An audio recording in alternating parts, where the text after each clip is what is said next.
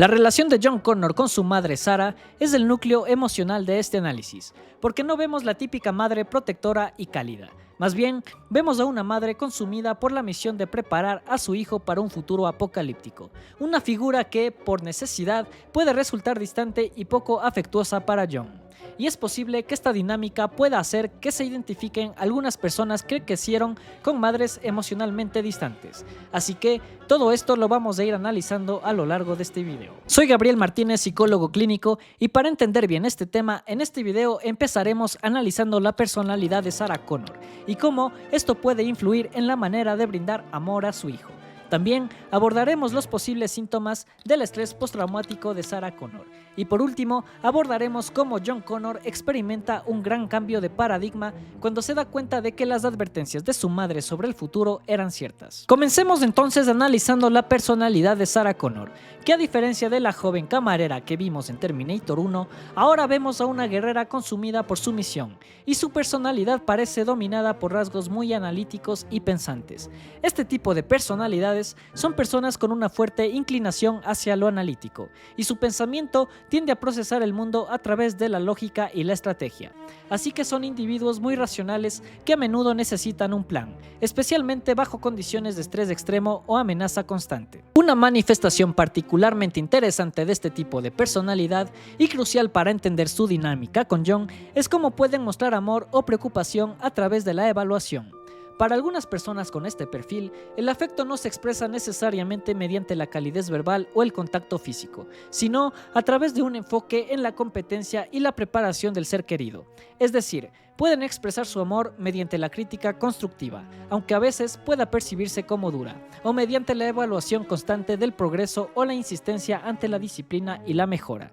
Por lo que, la intención fundamental, desde su perspectiva lógica, es ayudar a la otra persona a mejorar para enfrentar los desafíos del mundo. Sin embargo, es fundamental reconocer que esta forma de expresar amor a través de la crítica o la evaluación no siempre es bien recibida, porque el receptor puede sentirse constantemente juzgado o simplemente carente de calidez emocional que necesita. Y la verdad, es muy común ver este tipo de afecto en muchas madres y padres, cuyo enfoque principal se centra en equipar a sus hijos con las herramientas que ellos consideran necesarias para la vida, priorizando la preparación sobre la expresión emocional. Aplicando esto a Sarah Connor, podemos ver cómo muchas veces su comportamiento hacia John muestra una firmeza constante y una insistencia en su preparación. Muchas veces también vemos críticas de sus habilidades. John, it was stupid of you to go there. I had to get you out of that place. I'm sorry. I didn't need your help. I can take care of myself. Y esto no necesariamente es un indicador de falta de amor, sino que es su forma particular de amarlo y protegerlo, porque su objetivo principal es la supervivencia de John, y a través de él, de la humanidad. Así que, para Sarah, asegurarse de que John esté listo para liderar y sobrevivir es el acto de amor más profundo y responsable que puede ofrecer, aunque el método resulte emocionalmente costoso para ambos. Ahora bien, esta personalidad de la madre de Sarah no viene de la nada, porque en este caso está profundamente moldeada por el trauma que vivió años atrás. Así que es casi una certeza clínica afirmar que Sarah Connor probablemente sufre de trastorno de estrés postraumático. Recordemos brevemente que en la primera entrega fue perseguida por una máquina de matar y vio morir violentamente a personas a su alrededor, sin mencionar que perdió al hombre que amaba y quien además le reveló un futuro apocalíptico, y tuvo que destruir ella misma a Terminator. Por lo que, uno de los impactos más profundos y definitorios del trauma, y que vemos claramente en Sarah, es cómo puede causar un cambio radical en la visión fundamental del mundo, porque pasó de creer que el mundo era un lugar básicamente seguro a darse cuenta de la peor forma que no lo era. Así que es crucial entender esta transformación radical y este estado mental postraumático para comprender su rol como madre. Esta realidad hace que John Connor, desde su comprensión infantil y sin haber vivido el horror original, luche por entender a su madre, viéndola como una guerrera y no necesariamente entendiendo las heridas que la forjaron. Todo esto nos permite adentrarnos en la mente de John Connor, así que al inicio de Terminator 2 lo encontramos como un preadolescente rebelde, hábil con la tecnología, pero desconectado emocionalmente de sus padres adoptivos, por lo que es muy probable que John, debido a la forma en que su madre le mostraba afecto, creciera sintiéndose no amado en el sentido convencional, o al menos sintiendo una falta de calidez y conexión emocional básica. Así que su comportamiento delictivo pueden interpretarse como síntomas de esta crianza atípica y de la inseguridad afectiva que percibe. Además, es crucial entender que al principio él tampoco la creía.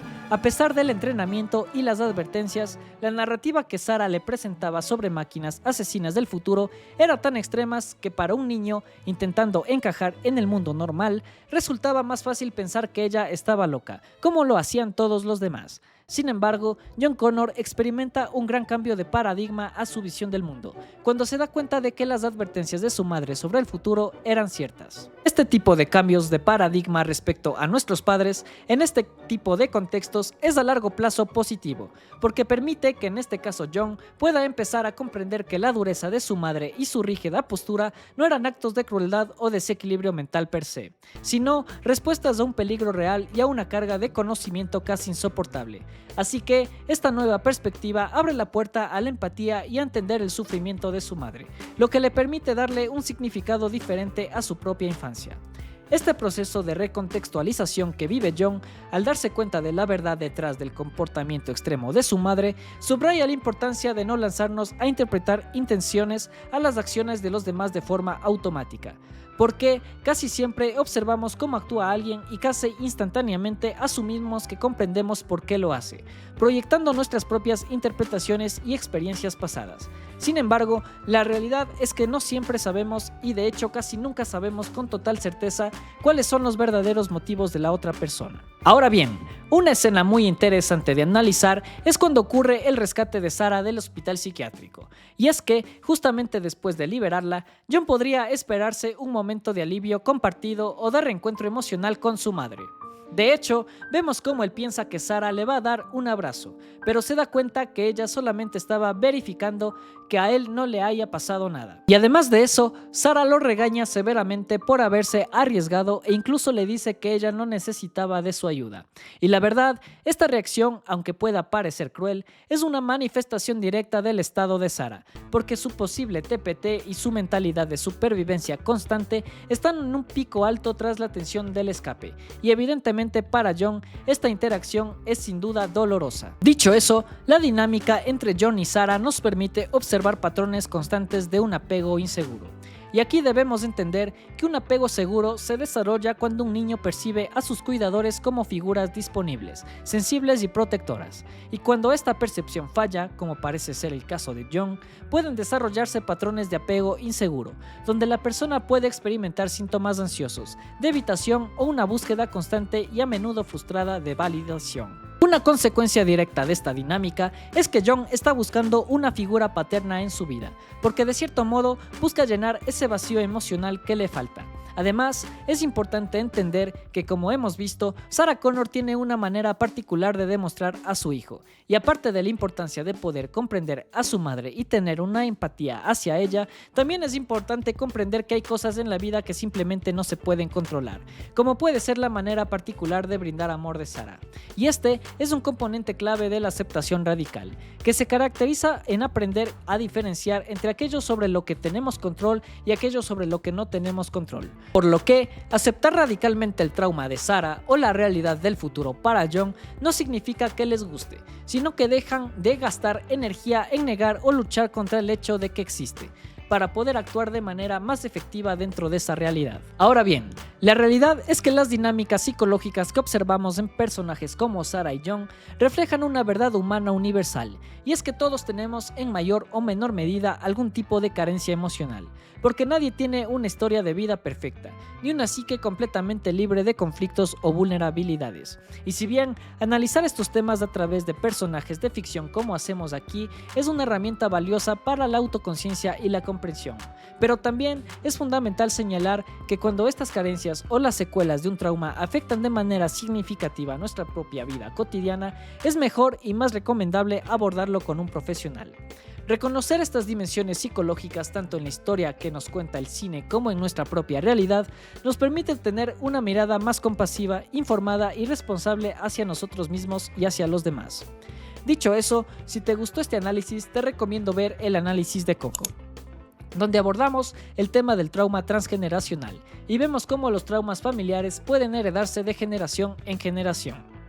También quiero invitarte a suscribirte al canal para que no te pierdas de los videos que subo semanalmente. También me ayudarías mucho dejándome un like, ya que esto me permite continuar haciendo este tipo de contenido. Sin más, nos vemos en una próxima.